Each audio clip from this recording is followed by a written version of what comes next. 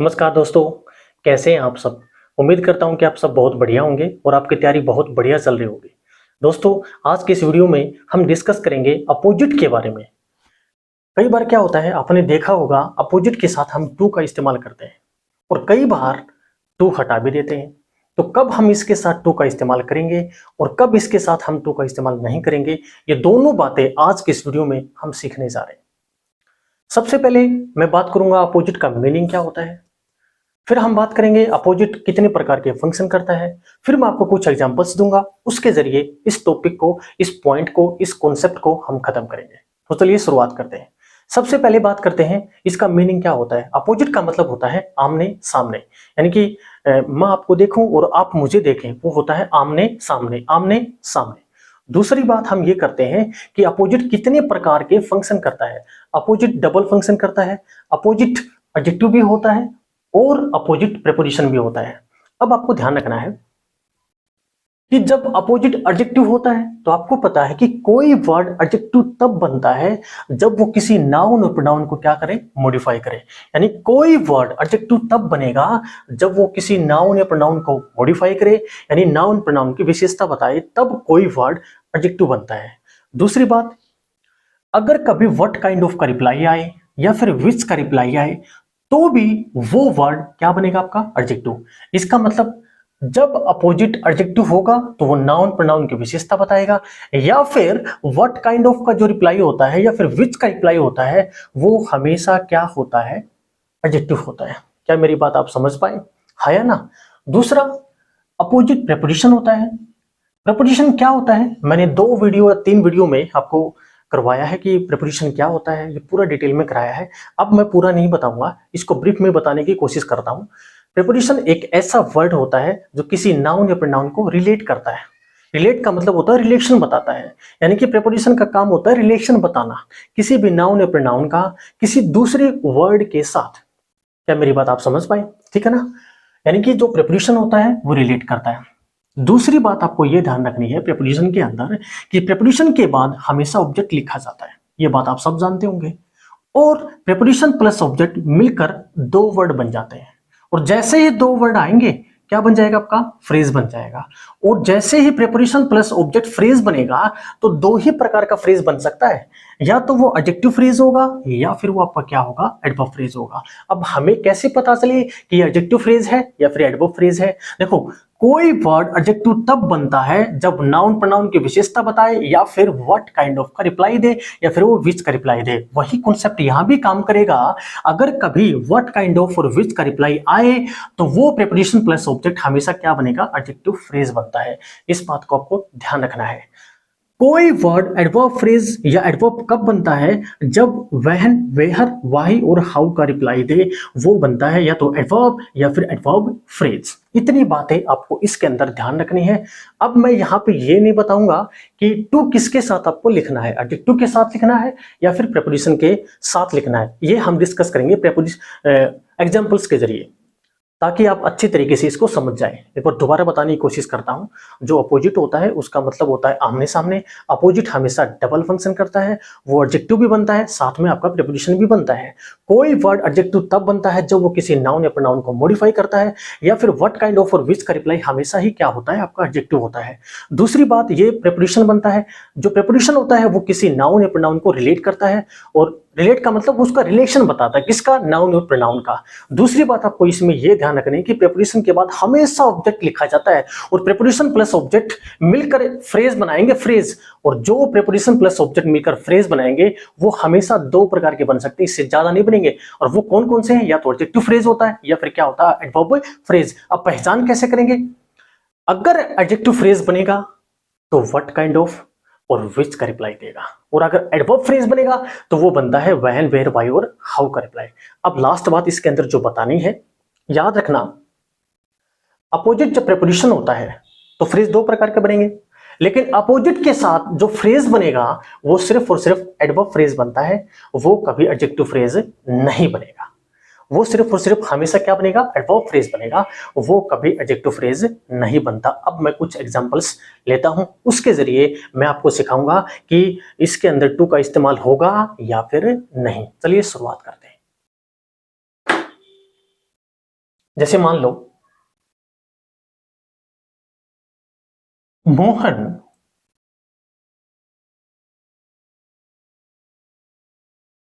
Seat का second form होता है सेट अपोजिट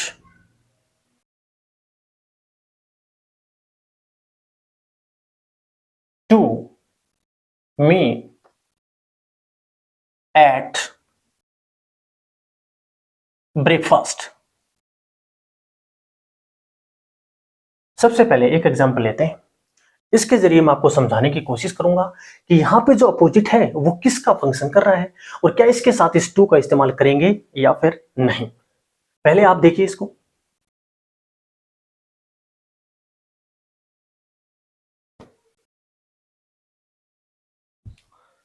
देखो मैं समझाने की कोशिश करता हूं। मोहन यहां पे क्या है, आपका सब्जेक्ट है। सब्जेक्ट के डायरेक्ट बाद क्या आती है आपकी वर्ब, और वर्ब कई प्रकार के होते हैं, लिंकिंग वर्ब होती है ना, एक्शन वर्ब होती है, कई प्रकार की होती है। एक दिन मैं आपको डिटेल में करवा दूंगा। उसके बाद ये अपोजिट आया है, टू प्रीपोजिशन है, ये तो पक्का कंफर्म है। ये जो अपोजिट है या तो ये एडजेक्टिव हो सकता है या फिर बेटा क्या हो सकता है, वो आपका एडवर्ब हो सकता है। ठीक है जी। मी बना है आई से, यानी कि ये आपका क्या है, ऑब्जेक्ट है। ठीक है। अब आपको ये देखना है कि अपोजिट के साथ टू का इस्तेमाल करेंगे या फिर नहीं। देखो ध्यान से आपको समझना है। मोहन सेट, मोहन बैठा हुआ था, किसी ने पूछा वेहर, किससे रिप्लाई लिया मैंने, भाई कहां बैठा हुआ था, वेहर। और आपको मैंने सिखाया है अगर कभी वेहर का रिप्लाई आएगा ना तो वो हमेशा एडवर्ब होता है। हमेशा क्या होता है, वो एडवर्ब होता है। इसका मतलब ये जो अपोजिट है वो एडवर्ब बनेगा या फिर एडवर्ब फ्रेज बनेगा। क्या मेरी बात आप समझ पा रहे हैं? या तो एडवर्ब जब आया है वेहर का रिप्लाई तो या तो एडवर्ब बनेगा या फिर बनता हुआ एडवर्ब फ्रेज बनता है। दो ही तो बातें होती हैं। इसका मतलब यहां पे ये क्या नहीं है, आपका एडजेक्टिव नहीं है। अपोजिट यहां पे क्या नहीं है, एडजेक्टिव नहीं है। सॉरी यहां पे एडवर्ब लिख दिया मैंने, प्रीपोजिशन लिखना था भाई, प्रीपोजिशन। इसका मतलब ये प्रीपोजिशन है। अगर ये प्रीपोजिशन है तो इसके बाद ऑब्जेक्ट आता है हमेशा, और प्रीपोजिशन प्लस ऑब्जेक्ट मिलकर क्या बनाएगा, आपका एडवर्ब बनाएगा। और हमें किसकी जरूरत थी, एडवर्ब की ही जरूरत थी। अब अगली बात यह है कि अगर ये पहले से ही प्रीपोजिशन है तो क्या इसके साथ हम टू का इस्तेमाल करेंगे क्या? तो आपकी जानकारी के लिए बता देता हूं कि दो प्रीपोजिशन का इस्तेमाल एक साथ नहीं करते हैं। तो यहां पे क्या कट जाएगा, टू कट जाएगा। डायरेक्ट क्या आएगा, Mohan set opposite me at breakfast. अब देखो एक दो बातें आपको ध्यान रखनी है कि जब अपोजिट प्रीपोजिशन होता है तो वो एडवर्ब फ्रेज बनता है, और जब ये एडवर्ब फ्रेज बनेगा तो इसके साथ टू का इस्तेमाल नहीं करेंगे। बस इतना ध्यान रखना है कि जब एडवर्ब फ्रेज होता है तो टू का इस्तेमाल नहीं करेंगे, क्योंकि उस केस में वो प्रीपोजिशन ऑटोमेटिक खुद होता है, और प्रीपोजिशन के बाद क्या आता है, ऑब्जेक्ट आता है। यानी कि अगर ये प्रीपोजिशन होगा तो एडवर्ब फ्रेज बनेगा और उसके साथ किसी टू का इस्तेमाल नहीं करेंगे। ये वो कॉन्सेप्ट था, बिल्कुल आसान है। मैं कुछ और एग्जांपल्स दूंगा, आपको डरने की कोई जरूरत नहीं है। अगली बात, कई बच्चे सोच सकते हैं कि सर यहाँ पे एडजेक्टिव भी हो सकता है। देखो एडजेक्टिव यहाँ पे नहीं हो सकता। अगर ये एडजेक्टिव होता तो फिर यहाँ पे टू आता, पक्का आता, लेकिन ये एडजेक्टिव नहीं हो सकता। पहली बात, मान लो ये अगर एडजेक्टिव है, अगर ये एडजेक्टिव है तो या तो किसी नाउन के साथ लिखा जाएगा या किसी प्रोनाउन के साथ लिखा जाएगा। न तो नाउन आया इसके साथ, न कोई प्रोनाउन आया। दूसरी बात, जो एडजेक्टिव होता है वो व्हाट काइंड ऑफ का रिप्लाई होता है या फिर वो विच का रिप्लाई होता है। देख लो, न तो व्हाट काइंड ऑफ का रिप्लाई है न विच का रिप्लाई है। तीसरी बात, अगर कभी लिंकिंग वर्ब होगी तो उसके बाद एडजेक्टिव का ही इस्तेमाल करते हैं। तो जो सेट है यहाँ पे ये लिंकिंग वर्ब नहीं है। अब ये लिंकिंग वर्ब क्या होती है ना, एक्शन वर्ब क्या होते हैं, ये एक वीडियो के अंदर मैंने आपको सिखाया है डिटेल के अंदर। फिर भी नहीं पता तो मैं ब्रीफ में बता देता हूं। लिंकिंग वर्ब एक ऐसी वर्ब होती है जिसमें एक्शन नहीं होता, ये ब्रीफ में बताया, एक्शन नहीं होता उसके अंदर। और एक्शन वर्ब ऐसी होती है जिसके अंदर क्या होता है, एक्शन। अब वो बैठा हुआ है तो उसने बैठने का एक्शन किया है, है ना, जैसे वो खेलने का एक्शन कर रहा है, सोने का एक्शन है ना, तो वैसे ही बैठने का एक्शन है। अगर ये एक्शन है तो ये स्टेटिव वर्ब नहीं है। कहने का मतलब ये लिंकिंग वर्ब नहीं है, और लिंकिंग वर्ब के बाद ही हम एडजेक्टिव का इस्तेमाल करते हैं। तो तीन तरीके मैंने आपको बता दिए पहचान करने की कि यहाँ पे ये एडजेक्टिव नहीं है। पहला तो किसी नाउन या प्रोनाउन के साथ नहीं लिखा हुआ है। दूसरा मैंने क्या बताया कि कोई भी लिंकिंग वर्ब अगर हो तो उसके साथ हम एडजेक्टिव का इस्तेमाल करते हैं। तो यहाँ पे लिंकिंग वर्ब नहीं है, बल्कि क्या आपकी एक्शन वर्ब, और न तो व्हाट काइंड ऑफ का रिप्लाई और न विच का रिप्लाई है। इसका मतलब ये एडजेक्टिव नहीं है बल्कि आपका प्रेपोजिशन है। और अगर ये प्रेपोजिशन है तो एडवर्ब फ्रेज बनाएगा, और अगर ये एडवर्ब फ्रेज बनाता है तो खुद ही प्रेपोजिशन है, तो इसके साथ किसी दूसरी प्रेपोजिशन का इस्तेमाल नहीं करेंगे। This is the point. Are you getting my point? क्या मेरी बात आप समझ पा रहे हैं, है या ना? अब दूसरा एग्जांपल लेते हैं।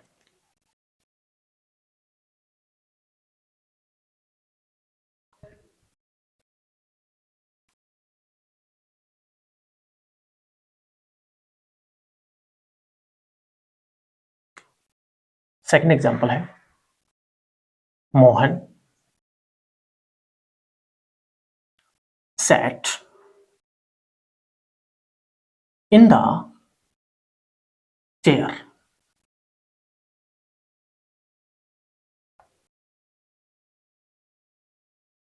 Opposite mine. पहले आपको ट्राई करना है, वीडियो को पॉज करना है, आपको ट्राई करना है, मैं समझाता हूं इसको। देखो, मोहन सब्जेक्ट है, ये वर्ब है, एक्शन वर्ब है। देखो, मोहन बैठा था, किसी ने पूछा वेयर, रिप्लाई क्या आया? In the chair. ये क्या है? आपका प्रीपोजिशन है। प्रीपोजिशन के बाद हमेशा क्या लिखा जाता है? ऑब्जेक्ट लिखा जाता है। क्या बनेगा आपका? फ्रेज बनेगा। बनेगा नहीं बनेगा? और वेयर का रिप्लाई है तो क्या बनेगा आपका? ये एडवर्ब फ्रेज बनेगा। इतनी बात आपको समझ में आ गई? आगे क्या लिखा हुआ है? अपोजिट लिखा हुआ है। अगर ये अपोजिट है तो या तो ये एडजेक्टिव होगा या फिर बेटा ये क्या होगा? आपका प्रीपोजिशन होगा।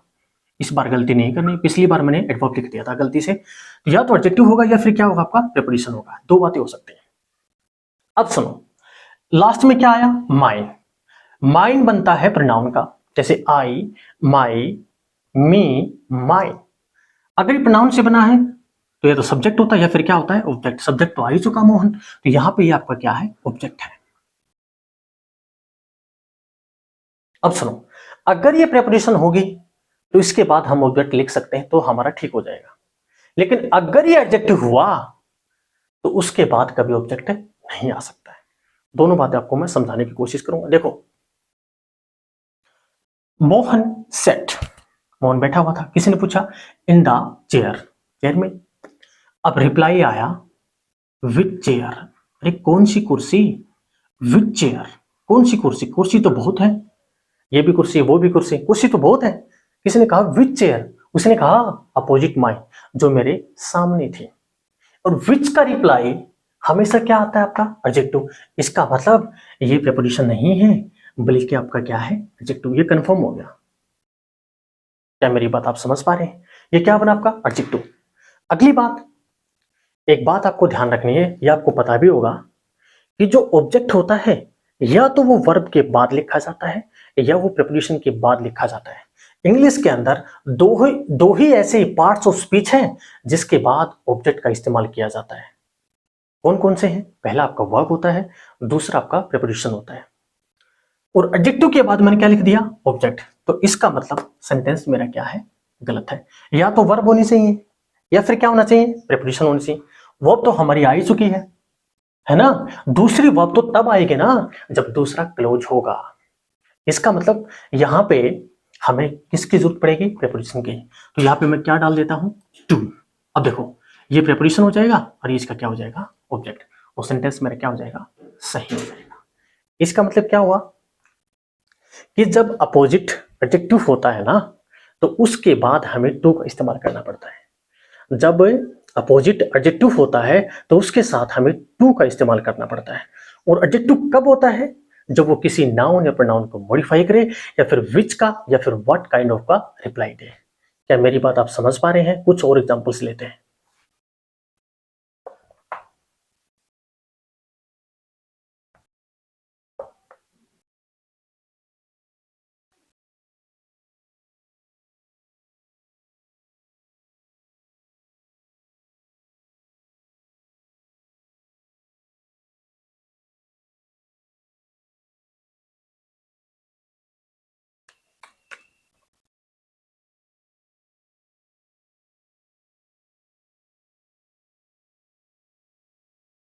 They are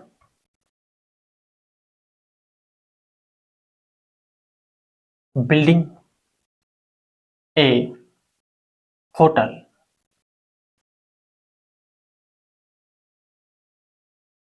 opposite to my school।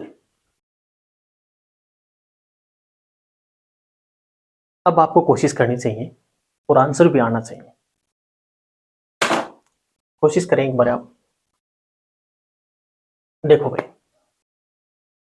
ये सब्जेक्ट है, ये हेल्पिंग वर्ब है, ये आपकी मेन वर्ब है। ये होटल आपका ऑब्जेक्ट है। किसका ऑब्जेक्ट है ये? इस वर्ब का। ठीक है। अगर अपोजिट आया है डबल फंक्शन करेगा, एडजेक्टिव या फिर ये प्रीपोजिशन होता है। इंग्लिश स्पेशली ग्रामर में अगर आप सीखना समझना चाहते हैं तो उसका ट्रांसलेशन मत करिए, है ना, उसका कॉन्सेप्ट देखिए। ये बहुत जरूरी होता है इंग्लिश के अंदर, ये बहुत इंपॉर्टेंट है। अगर आप इंग्लिश अच्छे तरीके से सीखना और समझना चाहते हैं तो उसके ट्रांसलेशन पर कम ध्यान दें, उसके कॉन्सेप्ट पे ज्यादा ध्यान दें। कॉन्सेप्ट का मतलब ये होता है कि ये कितने प्रकार के फंक्शन करता है, एडजेक्टिव है, एडवर्ब है, कंजक्शन है, प्रीपोजिशन है ना। फिर हर एक पार्ट ऑफ स्पीच का आपको नॉलेज होना चाहिए। कोई वर्ड एडजेक्टिव कब बनेगा, एडवर्ब कब बनता है, नाउन प्रोनाउन कब बनता है, इनकी पोजीशन क्या होती है, ये बहुत जरूरी होते हैं। हिंदी बनाने की जरूरत बिल्कुल भी नहीं होती। जो बच्चा ट्रांसलेशन के माध्यम से इंग्लिश सीख रहा है ना, या फिर सीखेगा, एग्जाम में उसके नंबर नहीं आएंगे भाई, ये बात कंफर्म है। चलिए हम बात करते हैं। They are building a hotel opposite to my school. या तो ये एडजेक्टिव है या फिर क्या है आपका प्रीपोजिशन है। ठीक है। अगर ये एडजेक्टिव होगा तो टू लेगा, पक्का लेगा। लेकिन अगर ये खुद ही प्रीपोजिशन है तो उसके साथ टू का इस्तेमाल हम नहीं करेंगे। ये इसका पॉइंट था। अब सुनो, they are building a hotel. Reply हमने लिया, किससे लेंगे? वेहर से। They are building a hotel, किसने पूछा? वेहर, कहां बना रहे हैं। और वेहर का रिप्लाई हमेशा क्या आता है? एडवर्ब आता है। आता नहीं आता, इसका मतलब क्या नहीं है?